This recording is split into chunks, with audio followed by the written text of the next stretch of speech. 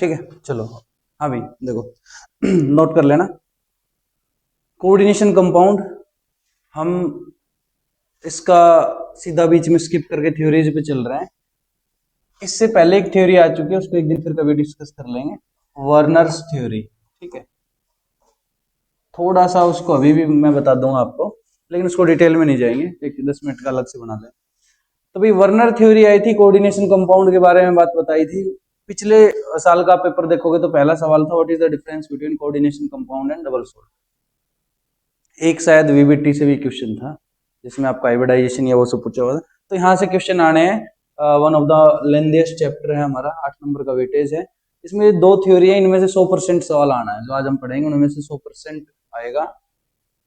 और अच्छी बात क्या है कि 3 नंबर का सवाल आए तो 2 नंबर चाहे सवाल आए कहीं से भी, कोई भी हमें मतलब नहीं, डेटा कुछ भी, 2 नंबर आप केवल इतना मात्र सीख के ला सकते हो।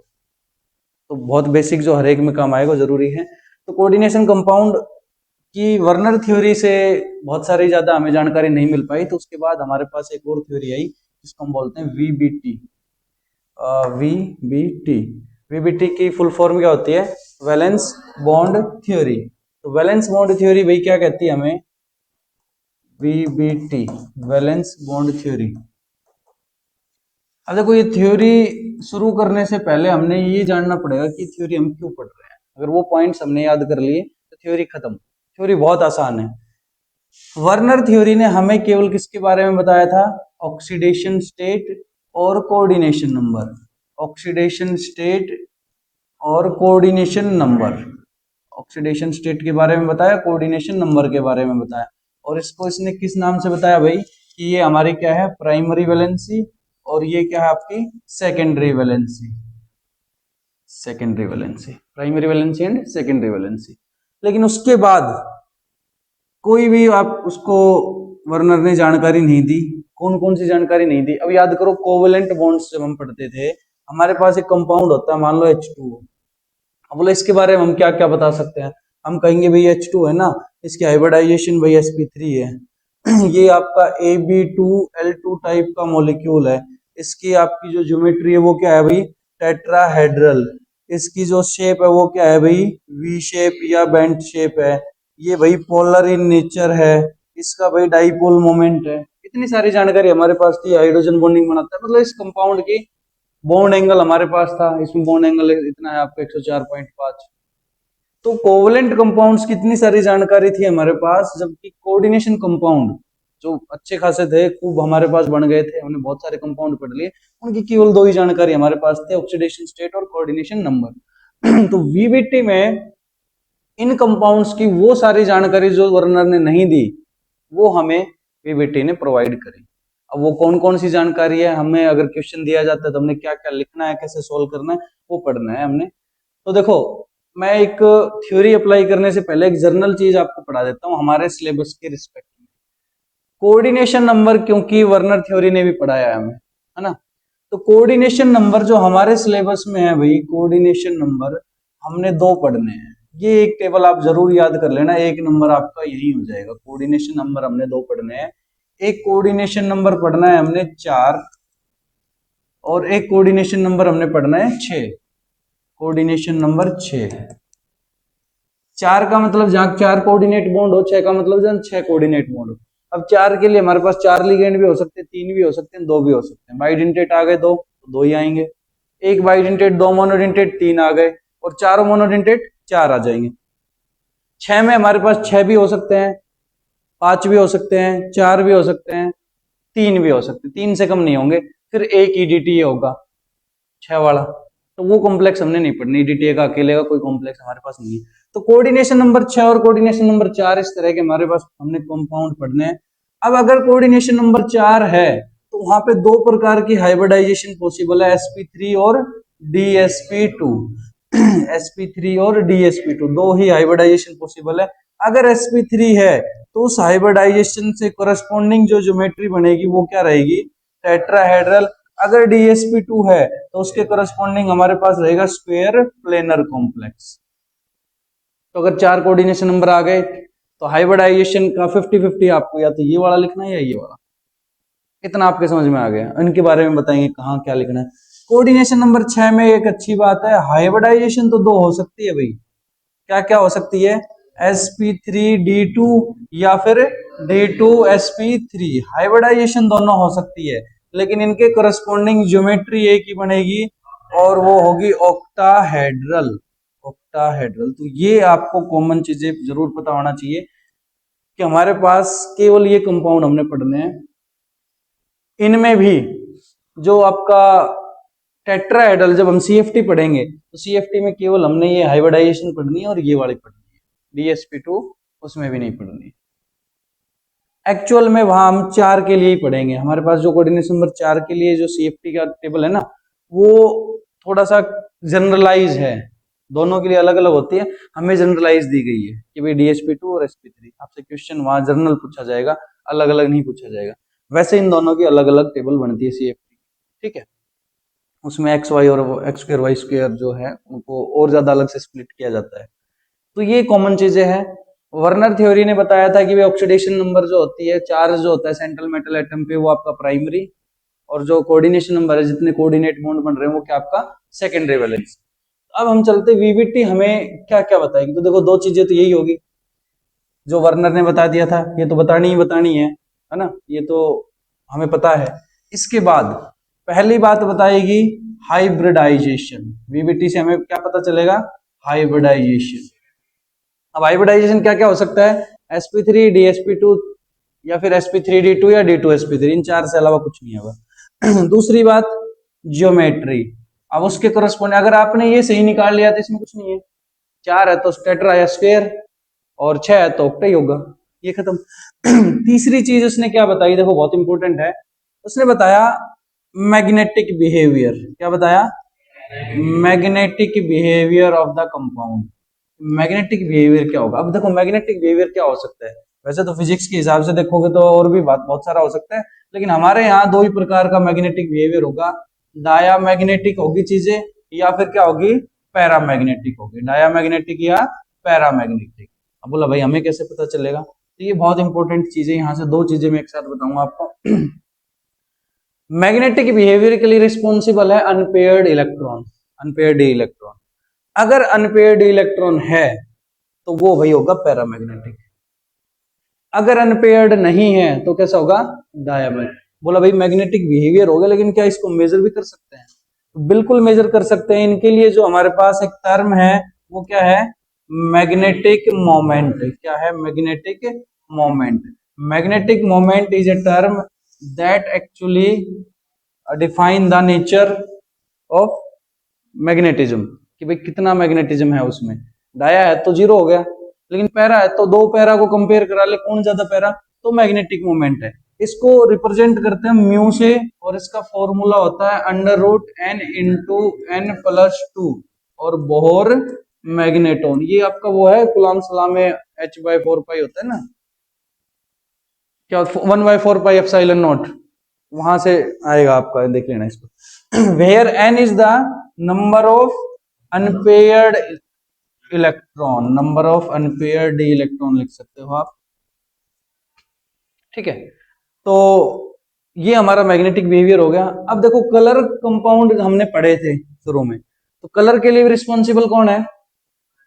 Unpaired electron. याद रखना, कलर कहीं आ जाए या मैग्नेटिक मोमेंट कहीं आ जाए, दोनों के लिए अनपेयर्ड इलेक्ट्रॉन चाहिए। जिसमें ज्यादा अनपेयर्ड इलेक्ट्रॉन वो ज्यादा मैग्नेटिक बिहेवियर का, पैरामैग्नेटिक। अब मैं कहूं भाई एक D6 है हमारे पास और एक D7 है, बताओ किसमें ज्यादा होगा?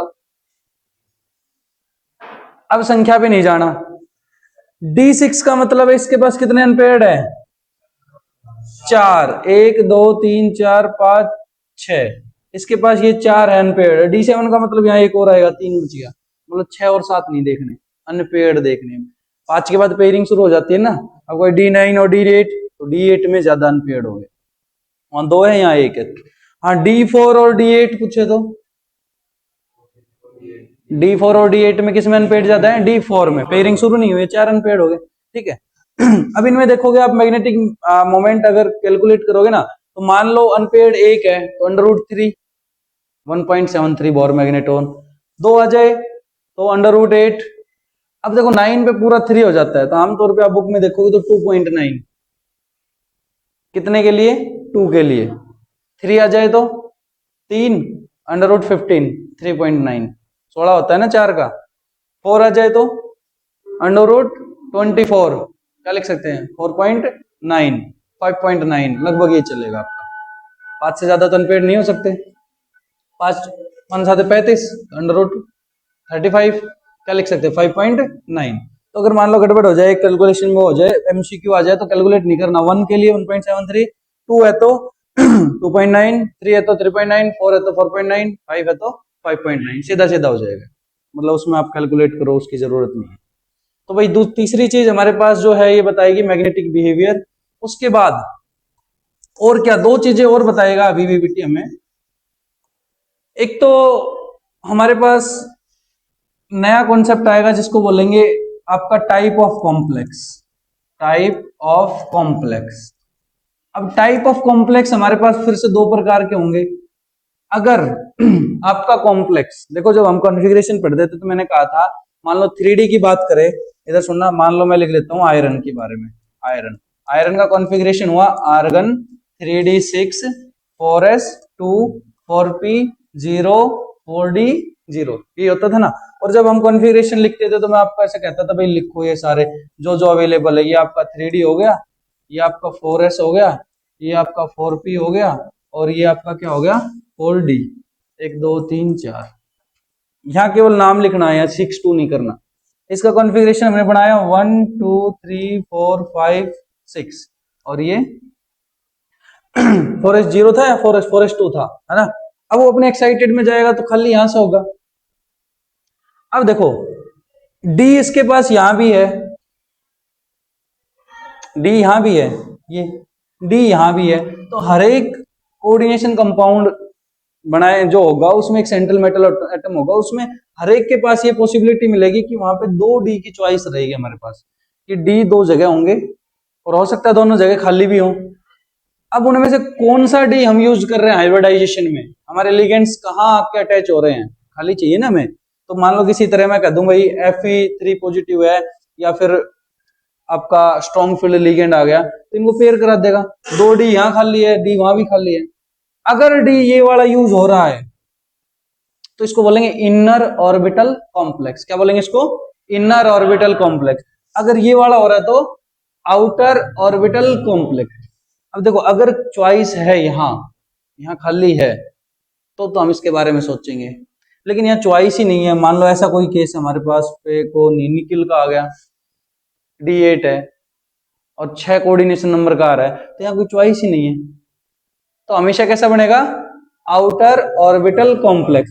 कि अगर डी में गुंजाइश है आपके यहाँ तो आप इनर और आउटर दोनों के चॉइस लेके चलोगे कि ये भी हो सकता है, ये भी सोचना है। लेकिन आ जाए D8 और 6 कोऑर्डिनेशन नंबर है, मतलब कम से कम 2 डी चाहिए, है ही नहीं 2 डी, तो आपका हमेशा आंख बंद करके क्या रहेगा sp3d2 आउटर ऑर्बिटल कॉम्प्लेक्स। तो टाइप ऑफ कॉम्प्लेक्स में हमारे पास क्या रहेगा भाई? दो प्रकार के रहेंगे, इनर ऑर्बिटल और आउटर ऑर्बिटल।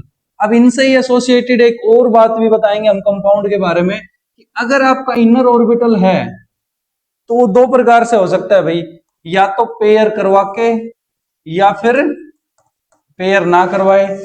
देखो आउटर ऑर्बिटल कॉम्प्लेक्स और इनर ऑर्बिटल कॉम्प्लेक्स। उसके बाद आएगा भाई स्पिन के बारे में। अब स्पिन दो प्रकार की होगी, या तो लो स्पिन होगी या फिर हाई स्पिन होगी। अब इसके बारे में मैं आपको बताऊंगा जब हम थोड़ा सा वीवीटी खत्म करके स्पेक्ट्रो सीएफटी की तरफ चलेंगे, स्पेक्ट्रोकेमिकल सीरीज हमारे पास रहेगी। ठीक है, तो भाई वीवीटी से आपको ये चीजें बतानी ही बतानी है। कोई कंपाउंड आपके पास आएगा तो आपको क्या करना है, जब भी कोई कंपाउंड आए, सबसे पहली वर्नर थ्योरी थी तो वर्नर थ्योरी से शुरू करना है। आप लिखोगे पहला काम क्या रहेगा, IUPAC nomenclature of the compound, उसका नाम लिखो। दूसरा प्राइमरी वैलेंसी क्या है, तीसरा सेकेंडरी वैलेंसी क्या है। उसके बाद हम उसकी क्या लिखेंगे, कॉन्फ़िगरेशन। कॉन्फ़िगरेशन हमें ये सारी चीजें बताएगा। तो मैं 2 कंपाउंड करवा रहा हूं, वीवीटी खत्म। ठीक है, देखो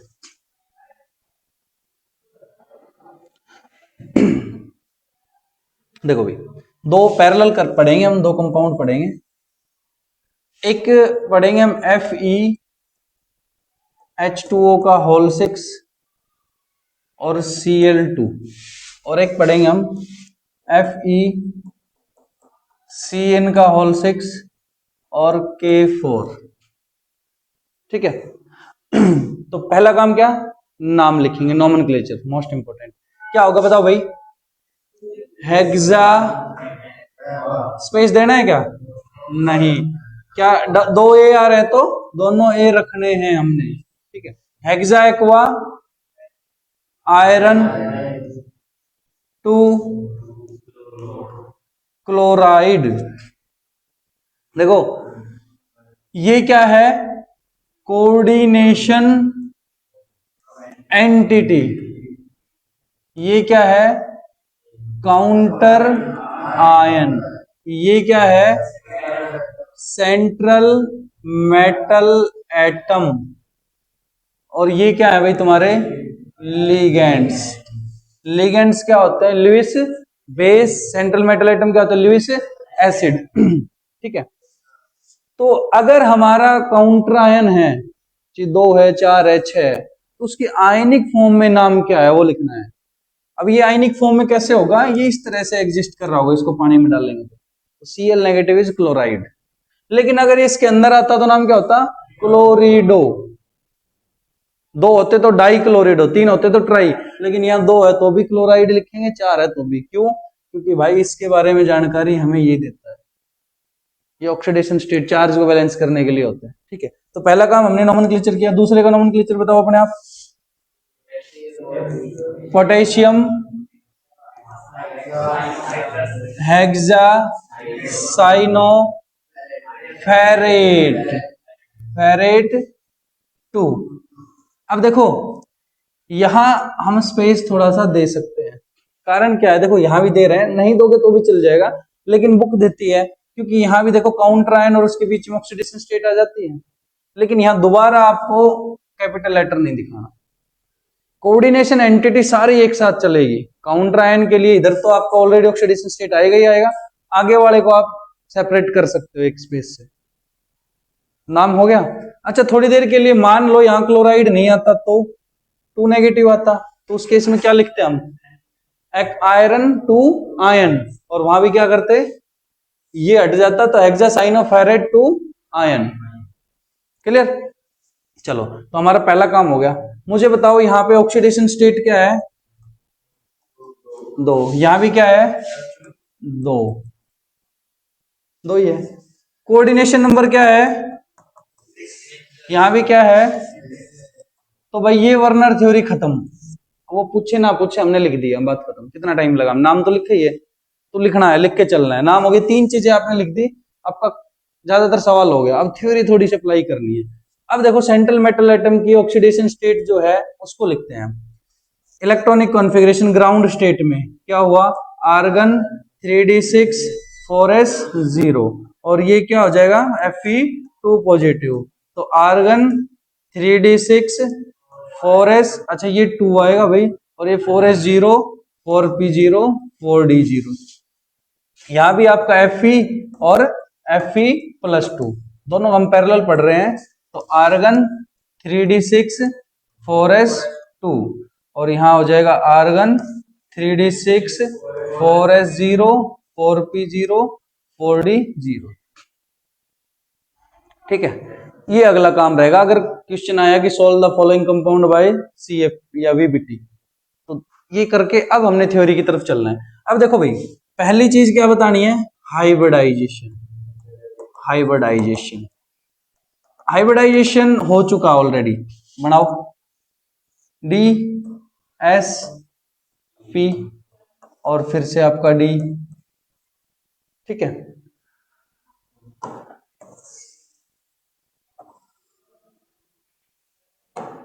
चलो ये नाम जरूर लिखने भाई, 4s 4p 4d। डी में कितने, 1 2 3 4 5 6, 6 भर देती। अब हमारे पास 6 लिगेंड्स हैं, 6 H2O आने हैं, तो बोलेगा भाई 6 H2O आएंगे, आ जाएंगे 1 2 3 4 5 6, तो ये लोग हाइब्रिडाइजेशन में पार्टिसिपेट करेंगे, और यहां पे 6 H2O आएंगे, तो हाइब्रिडाइजेशन क्या हुई, sp3d2। पहली चीज आ गई। दूसरी क्या बतानी है, ज्योमेट्री। क्या है भाई ज्योमेट्री, ऑक्टाहेड्रल, दूसरा कुछ है ही नहीं।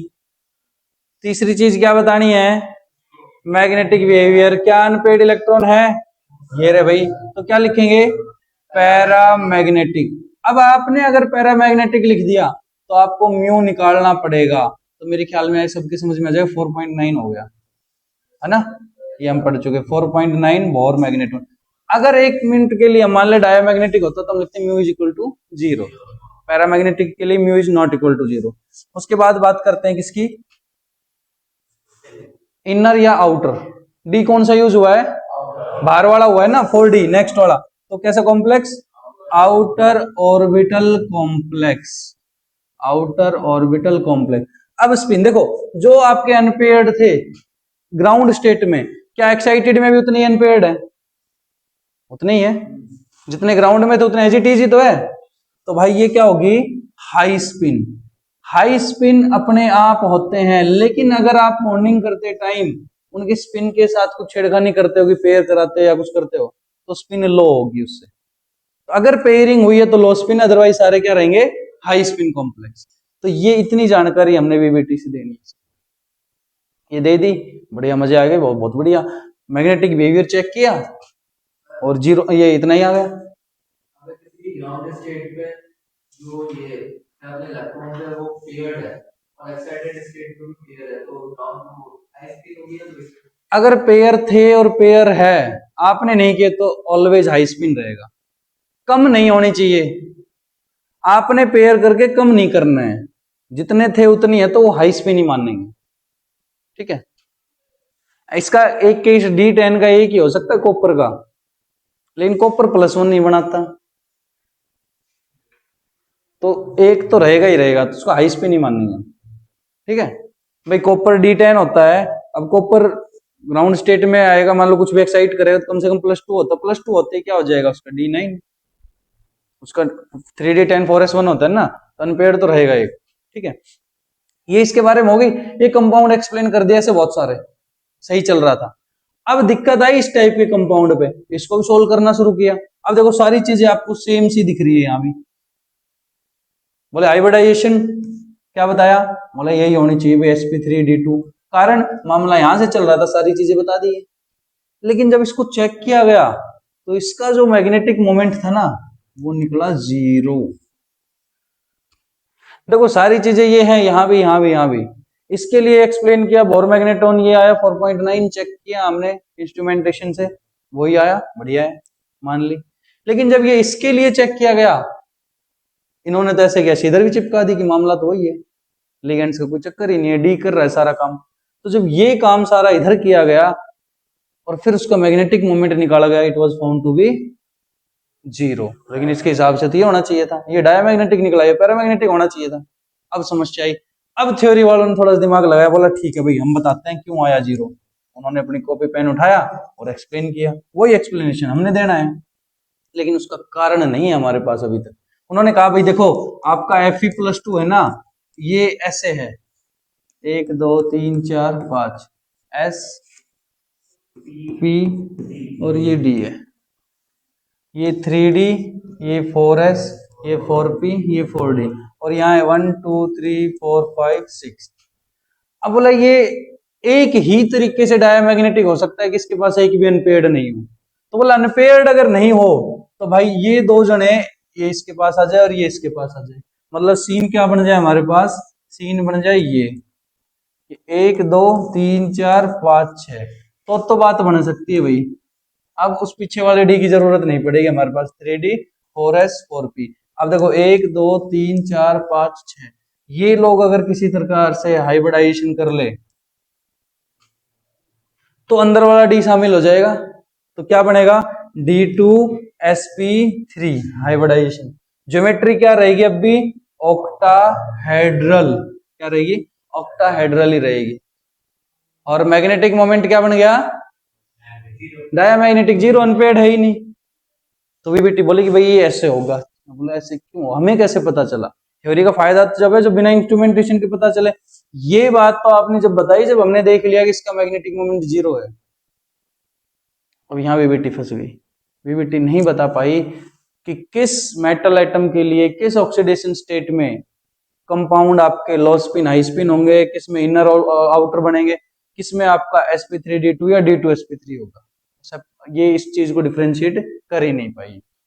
VBT could not able to explain the reason behind the magnetic behavior and all other features of a coordination compound like inner orbital और outer orbital for some complexes, सभी के लिए नहीं, कुछ एक के लिए जहां वेरिएशन आ रहा था।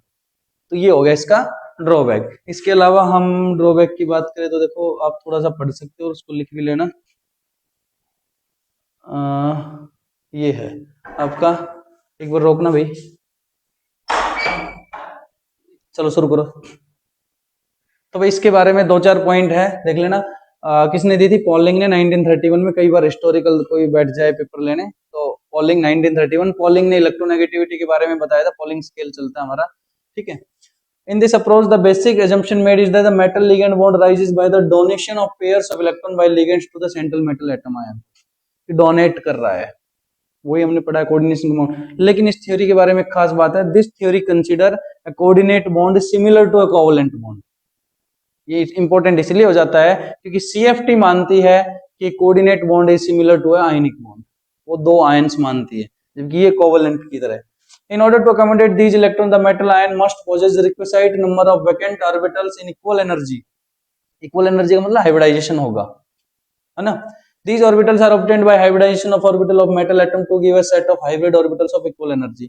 ठीक है, ये सब हम लिमिटेशंस की बात थी, लिमिटेशंस कहाँ CFT की है, VBT की लिमिटेशंस, ठीक है। तो वो थियोरेटिकल हमें नहीं मिली, तो यहाँ पे भाई हमारी ये VBT थी, इससे आपको सवाल सोल्व करने हैं, एक आधे स्क्वायर प्लेनर के हैं। अब कुछ कॉम्प्लेक्स हैं, आप इनको देख लेना। मैं यहाँ आपको दिखा देता हूँ। एक इंपॉर्टेंट कंपाउंड है ये वाला, देखो, फॉर्मेशन ऑफ टेट्रामाइन कॉपर 2 आयन। अब इसको आप देखोगे तो पूरा सोल्व करके दिखा रखा है। Cu एटम ग्राउंड स्टेट में आपका ये होगा, है ना। एक्साइटेड में जाएगा 2 पॉजिटिव, तो भाई आपका एक यहां से निकल गया, एक यहां से निकल गया। इस कंपाउंड को VBT कोई बहुत अच्छे से रेलेवेंस देके सोल्व नहीं कर पाई। इस कंपाउंड के बारे में हो ये रहा था कि NH3 आमतौर पे भाई पीछे की तरफ sp3 बॉन्ड बना के हाइब्रिडाइजेशन कर लेता, और VBT ने कहा कि sp3 है और इट शुड बी टेट्राहेड्रल। लेकिन जब इस कंपाउंड को चेक किया गया तो it was found to be square planar. बोला भाई स्क्वायर प्लेनर कैसे होगा? तो VBT ने क्या कहा, बोला भाई ये इलेक्ट्रॉन है ना, यहां से जंप करके यहां चला जाएगा और ये DsP2 बन जाएगा। लेकिन ये थ्योरी का कोई रेलेवेंस नहीं है, ये तो तुक्केबाजी थी। याद कर लेना, कंपाउंड इंपॉर्टेंट है क्योंकि दिया है, क्वेश्चन भी आया हुआ है। What is the hybridisation of CuNH3 alpha 2 positive tetrammine copper 2 ion? तो उसकी हाइब्रिडाइजेशन DsP2 है, स्क्वायर प्लेनर रहेगा, इसमें वीक फील्ड स्ट्रॉन्ग फील्ड हम कुछ नहीं लगा सकते। These are some exception to the VBT। तो ये कंपाउंड आपको याद रखना है। कारण क्या है, यही NH3 अगर कॉपर के बजाय किसके साथ आ जाए, देखो एक कंपाउंड और दिखाते हैं, तो यही NH3 क्या बना रहा है आपका, बुक में मिलेगा, अभी यहाँ तो दिख नहीं रहा, देखें एक बार। +3 +6 नहीं, दूसरा देखते हैं, कोई बात नहीं। यही NH3 आपका CN ये रहा NiNH3, यही आपका बाहर वाला डी यूज कर रहा है, sp3d2। और भी कहीं होगा, यही NH3 आपका, यहाँ तो है ही नहीं जगह तो कोई दिक्कत नहीं है, यही होगा। यही NH3 कॉपर का ये हो गया, ये ठीक है। तो मतलब NH3 आप देखोगे तो वीक फील्ड की तरह बाहर वाला यूज कर रहा है, लेकिन इस केस में उसने अंदर वाला लिया। NH3 और कोबाल्ट को भी याद रखना, कोबाल्ट +3 में अगर कहीं होगा, कोबाल्ट +3 का एग्जाम्पल देख लेना, अगर कहीं मिल जाए तो उसमें आपको मिलेगा आपका NH3 स्ट्रॉन्ग फील्ड लिगेंड की तरह काम कर रहा है, ये रहा, देखो इंपॉर्टेंट है ये कोबाल्ट NH3 का हॉल 6, यहाँ पे it is acting like a strong field ligand, इसने पेयर करा दिए जबकि बाहर डी खाली पड़ा था, ठीक है। तो भाई ये आपका कुछ VBT के बारे में, ये इनको बारी बारी एक बार देख लो। ये वाला तो हमने पढ़ लिया NH3 का। कुछ स्क्वायर प्लेनर कॉम्प्लेक्स दिए हुए हैं, देखो NiCN4 2 नेगेटिव, नाम बोलो, tetracyano nickelate 2 ion, nickel in ground state, ये हो गया 4s2 3d8। Na2 पॉजिटिव होगा तो ये अब साइनाइड ने क्या किया, पेयर करा दिया, तो क्या बना DsP2। लेकिन अगर साइनाइड की जगह यहां जाता भैया NiCl4, टेट्राक्लोरिडो निकलेट 2 आयन, इस केस में क्या बनता, sp3 बनता। वीवीटी नहीं बता पाई क्यों। उसके बाद ये हमारे ये हो गए दोनों। अब आ जाओ इन पे चलते हैं, हालांकि आपको इन पे जाना नहीं है, कोऑर्डिनेशन नंबर देखो साइनाइड ये मैंने करवा दिया, ये हो गए दोनों। अब NH3 देखो यहां भी बाहर वाला बना रहा है, NH3 आयरन के साथ भी बाहर वाला डी ले रहा है, लेकिन NH3 कोबाल्ट के साथ अंदर वाला डी ले रहा है। याद रखना, कोबाल्ट NH3, कोबाल्ट +3 में NH3, कॉपर का तो एक्सेप्शन हो ही गया, वो तो अकेला ही है। हाँ, कोबाल्ट +3 में NH3 will act like a strong field ligand, it will form inner orbital complex। ठीक है, ये देखो यहाँ पे CO5 ये आते नहीं है आमतौर पे, आ जाए तो देखो कार्बोनिल कंपाउंड है, न्यूट्रल लिगेंड है, कई बार बना लेते हैं, तो वो जितने दिए हैं हमारे उसमें ज्यादा लेना देना है नहीं। कोबाल्ट +F जो फ्लोराइड आएगा बाहर वाला लेगा, NH3 अंदर वाला लेगा। यहाँ पे आपके H2O है तो कोई दिक्कत नहीं है, तो अंदर वाले होंगे, इनमें कुछ काम का है। देखो निकल CnCl ये करवा दिए, निकल NH3 कोई दिक्कत नहीं है, CO6 हो गया, NH3 H2O CnCl, ठीक है। बाकी सारे के सारे आपके ठीक है, एक्सेप्शन में कोबाल्ट +3 याद रख लेना, Ni याद कर लेना, और आपका कॉपर NH3 का याद कर लेना, ये आपके कुछ एक्सेप्शन हैं। बाकी इसके बाद इस समस्या का समाधान किया था किसने, CFT ने। हम CFT को फिर देख लेंगे। CFT ने क्या किया, एक स्पेक्ट्रोकेमिकल सीरीज बनाई, वो सीरीज को आप यूज कब कर सकते हो, व्हाइल सॉल्विंग वीबीटी। क्योंकि इस चैप्टर में हमने लास्ट में तो पढ़ लिया, उस समय उन्हें नहीं पता था, लेकिन हमें पता है कि भाई अगर क्लोराइड आया तो वीक है, अगर साइनाइड और कोबाल्ट आया तो स्ट्रॉन्ग है। तो जब आप सोल्व करो तो आप इसको यूज कर सकते हो। कार्बोनिल, साइनाइड, नाइट्रो, फिनाइल, इन, पिरिमिडिन, है ना, पिरिडिन, ये सारे स्ट्रॉन्ग में आ जाएंगे। यहां तक NH3 दोनों काम कर रहा है, इसका आपको कॉम्प्लेक्स मिलेगा नहीं क्योंकि अकेला है ये, इसने तो 6 जगह खाली करानी है। अब ये बाकी सारे वीक आ गए, ये सब वीक है, इधर NH3 बीच में मॉडरेट है। कहाँ है NCS, देखो NCS क्या है, नाइट्रोजन से ये एम्बिडेंटेड लिगेंड है, SCN NCS, आइसोथायोसाइनाइड और थायोसाइनाइड। कहाँ है स्ट्रॉन्ग, फ्रॉम एनसीएस। देखो क्या है स्ट्रॉन्ग फील्ड, मैं कह रहा हूँ EDTA भी है, ये भी है, लेकिन कारण ये NH3 बीच में हमारा वीक की तरह काम कर रहा है, तो हमने क्या बना रखा है, इसके आगे वाले सारे स्ट्रॉन्ग है, इसके इधर वाले वीक है, इनको याद रख लेना दोनों को। अब देखो NCS को स्ट्रॉन्ग वो मान रहा है, लेकिन क्या कर रहा है, इसके बराबर मान रहा है, H2O के बराबर। अपनी बात में कुछ गलत हो रहा है, H2O तो वीक है, H2O तो बेचारा किसी कुछ कहता ही नहीं है। फ्रॉम NCS तो यहां से यहां तक EDTA बता दिया है कि वो तो कॉम्प्लेक्स ही नहीं बनाएगा आपके पास, चिलेट इफेक्ट इतना होता है। तो NH3 से इधर वाले आपको देखो क्या याद रखना है, कार्बोनिल याद रखना है, साइनाइड याद रखना है, नाइट्रो याद करना है, इन याद करना है, यही हमारे कॉम्प्लेक्स मिलने हैं, ये नहीं मिलेंगे बाइफिनाइल और ये। NH3 के एक्सेप्शन बता दिए EDTA, तो इसको आप यूज कर सकते हो व्हाइल सॉल्विंग VBT। ठीक है, कितने मिनट का हो गया, आधे घंटे का हो गया। ठीक है, VBT करते हैं, CFTO फिर वर्नर और CFTO फिर पढ़ लेंगे, रोको इसको। चलो।